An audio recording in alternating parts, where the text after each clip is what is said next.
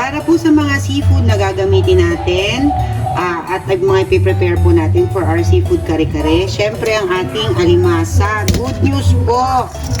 It's a girl, mga mamshis. It's a girl. Tapos sa shrimp po, ayan.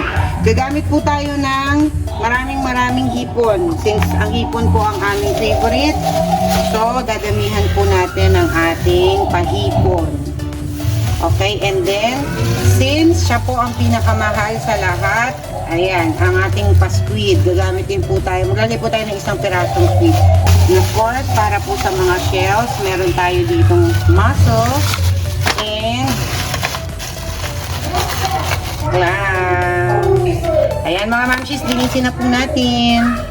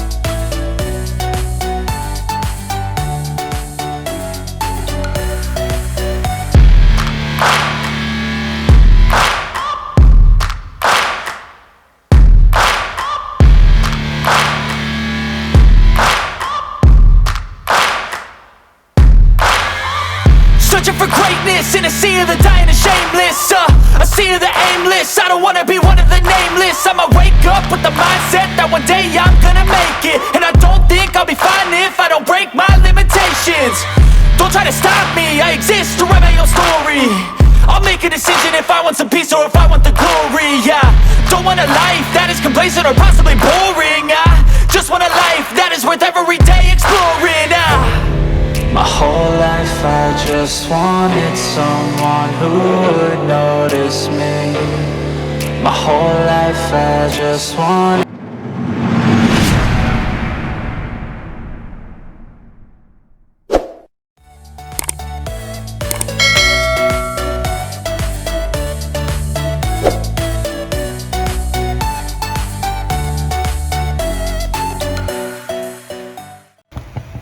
Mga mamshis, pwede rin po nating i-blanch ang ating vegetables po sa ating seafood stock. Pwede rin naman pong isama po ninyo sa pag-isa po ng kare-kare sauce. So, preference nyo na lang po yun kung ano pong mas gusto ninyo. So, kami, gusto po kasi namin na fresh yung gulay pa din for presentation purposes din po. Yan, kaya po, iba-blanch lang namin siya for at least 3 minutes po.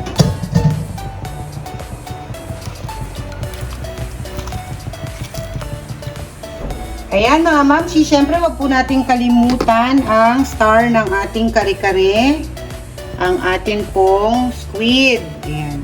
Since hindi ko na po siya maiihaw sa labas dahil umuulan, i-grill na lang po natin siya.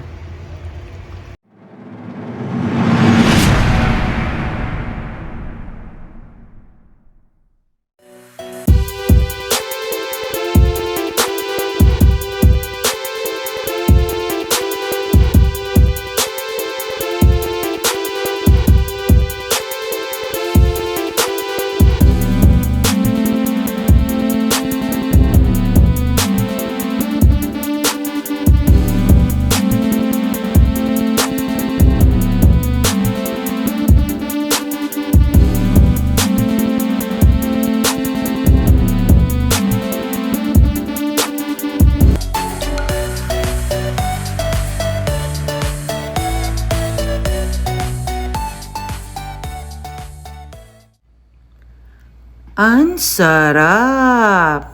Naman!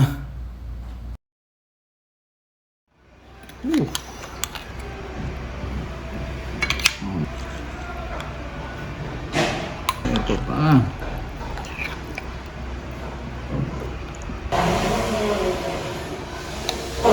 Siyempre, magkakamay na ako.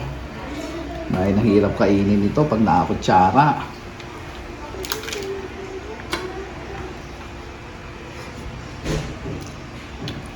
Saktong-sakto.